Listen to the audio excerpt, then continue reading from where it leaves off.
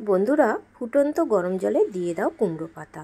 কুমড়ো পাতা দিয়ে যে এত অপূর্ব রেসিপি হয়, আর তার সাথে দিয়ে দাও এখানে চিংড়ি। চলো দেখে নিন।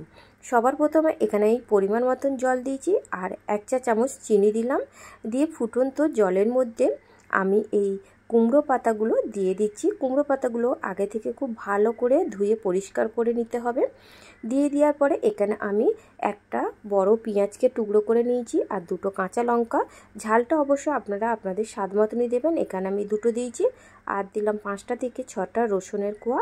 তার উপরে আরও আমি 3-4টে পাতা এর ওপরে চাপা দিয়ে দেব। এইভাবে সব কটা পাতা দিয়ে প্রত্যেকটা পাতা দিয়ে একটু নাড়াচাড়া করে জলে ডুবিয়ে দেওয়ার পরে তারপরে এখানে আমি চাপা দিয়ে ঠিক 2 মিনিট এটাকে ভাপিয়ে নেব। 2 মিনিট পর আমি ঢাকনাটা খুলে নিয়েছি। এবার এই সব কটাকে আমি একটা ছাঁকুনি দিয়ে এটাকে তুলে নিচ্ছি। আর এটাকে কিন্তু খুব ভালো করে জল ঝারিয়ে নিতে হবে, এতে যেন না একটুকু জল থাকে। একটু চেপে চেপে হলেও জলটাকে হাত দিয়ে চেপে বার করে নিতে হবে।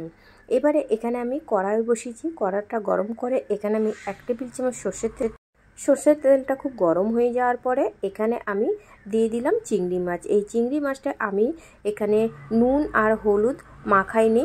নুন হলুদ না মাখিয়ে এটাকে আমি ভেজে নিচ্ছি। আপনারা চাইলে এখানে নুন আর হলুদ মাখিয়ে নিতে পারেন।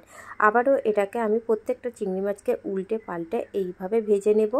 অপর দিকটা আমি উল্টে দিচ্ছি। এইভাবে কিন্তু অপর দিকটাকেও আমি খুব ভালো করে ভেজে নেওয়ার পরে এটাকে তুলে নিতে হবে। খুব বেশি ভাজবেন না, হালকা করে ভেজে নিতে হবে। এখানে একটা মিক্সিং জার নিয়েছি। এবার পেঁয়াজ, কুমড়ো পাতা, রসুন, কাঁচা লঙ্কাটা আমি মিক্সিং জারে দিয়ে দিয়েছি। এটা কিন্তু ঠান্ডা হওয়ার পরেই মিক্সিং জারে দিতে হবে। মিক্সিং জারে দেওয়ার পরে যে চিংড়ি মাছটাকে আমি ভেজে নিয়েছিলাম, এই চিংড়ি মাছটাও আমি এর মধ্যে দিয়ে দিলাম। দিয়ে চাপা দিয়ে এটা একটা মিহি পেস্ট বানিয়ে নেব। পেস্টটা খুব মিহি করে বানিয়ে নিতে হবে। আপনারা চাইলে এটা শিলেও বেটে নিতে পারেন। আর যে চিংড়ি মাছের তেলটা বেঁচেছিল, সেই তেলের মধ্যে আমি 1/2 চা চামচ কালো জিরে ফোড়ন দিলাম, আর একটা শুকনো লঙ্কা দিয়ে 10 থেকে 15 সেকেন্ড এটাকে নাড়াচাড়া করে খুব ভালো করে ভেজে নিতে হবে। ভেজে নেওয়ার পরে যে পেস্টটা আমি তৈরি করেছিলাম, সেই পেস্টটা আমি এই তেলের মধ্যে দিয়ে দিলাম। সব পেস্টটাকে খুব ভালো করে আমি তেলের মধ্যে দিয়ে এটাকে নাড়াচাড়া করব।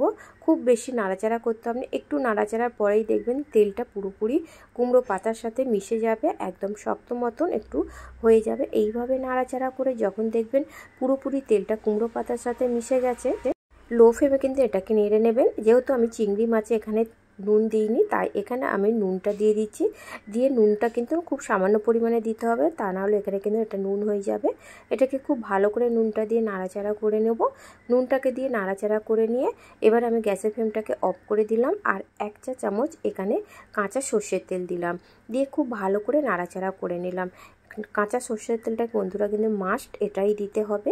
নাড়াচাড়া করে নেওয়ার পরে দেখুন আপনাদের একটু দেখাচ্ছি, এই রেসিপিটা দিয়ে 1 থালা ভাত গরম গরম ভাতের সাথে কিন্তু অসাধারণ লাগে। এখানে কিন্তু আমি একটা প্লেটে তুলে নিচ্ছি। এটা এইভাবে আমি সবটা প্লেটে তুলে নিচ্ছি। এবারে এটাকে আমি ভাত দিয়ে সাজিয়ে নিয়েছি। এবার ভাতের চারধার দিয়ে এটাকে আমি রাউন্ড করে দেব এইভাবে। আপনারা বিশ্বাস করবেন না, এই রেসিপিটা একবার করুন বন্ধুরা, বারবার এই রেসিপিটা আপনাদের খেতে ইচ্ছে করবে। ভালো লাগলে অবশ্যই লাইক দেবেন, আর আমার চ্যানেলে যদি নতুন বন্ধু হয়ে থাকেন চ্যানেলটিকে অবশ্যই সাবস্ক্রাইব করবেন। আবারও আমি আপনাদের অনুরোধ করছি, এই কুমড়ো পাতা আর চিংড়ি মাছ দিয়ে এই কুমড়ো পাতার ভর্তাটা একদিন হলেও বন্ধুরা বাড়িতে তৈরি করবেন, আর তৈরি করে যাকে খাওয়াবেন সবাই কিন্তু আপনার প্রশংসা করবে।